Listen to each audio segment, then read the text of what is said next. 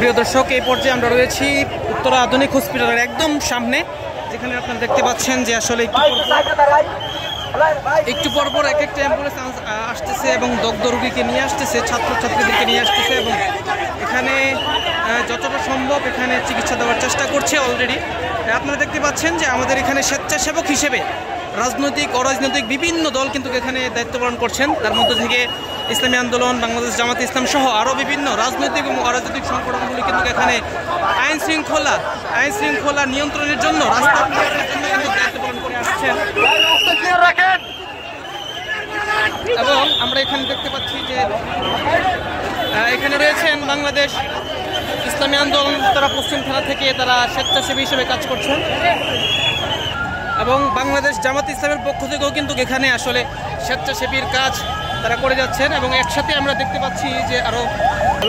পাচ্ছি যে ইসলামী আন্দোলন, যুব আন্দোলনের পক্ষ থেকেও কিন্তু তারা স্বেচ্ছাসেবীর কাজ এখানে চালিয়ে যাচ্ছেন। এবং আমরা দেখতে পাচ্ছি মাদ্রাসার ছাত্র সহ আরও বিভিন্ন সংগঠন কিন্তু এখানে আসলে আজকে স্বেচ্ছাসেবীর এই কাজ করে যাচ্ছেন। এবং ফেসবুকের কল্যাণে যেহেতু অনেক রক্ত লাগবে, সেই জন্য ফেসবুকের কল্যাণে আসলে অসংখ্য মাদ্রাসার শিক্ষার্থী এবং স্কুল কলেজ ভার্সিটির শিক্ষার্থীরা এখানে আজকে রক্ত দিতে আসছেন। তার মধ্য থেকে আমরা উত্তরা সুনামধন্য যে প্রতিষ্ঠান আল জামিয়াতুল মানহালের পক্ষ থেকে প্রায় অর্ধশতাধিক ছাত্র তারা ইতিমধ্যে রক্ত দেওয়ার জন্য চলে আসছেন। বিভিন্ন হসপিটালে তারা অবস্থান করছেন।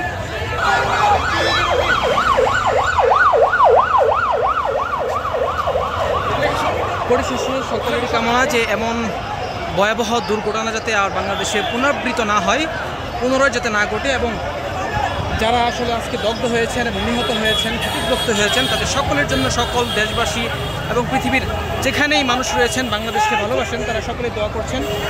এবং আমরাও চাইবো যাতে এরকম সুখাহত পরিবারকে যাতে আল্লাহ ধৈর্য ধারণ করার তৌফিক দান করেন। সাথে যে সমস্ত ছোট্ট বাচ্চারা, শিশুরা, স্টুডেন্টরা যারা দগ্ধ হয়েছেন, মৃত্যুবরণ করেছেন, যারা দগ্ধ হয়েছেন তারা যাতে সুচিকিৎসা পায় এবং দ্রুত যাতে সুস্থ হয়ে ওঠে সেই প্রত্যাশায় আমরা করব।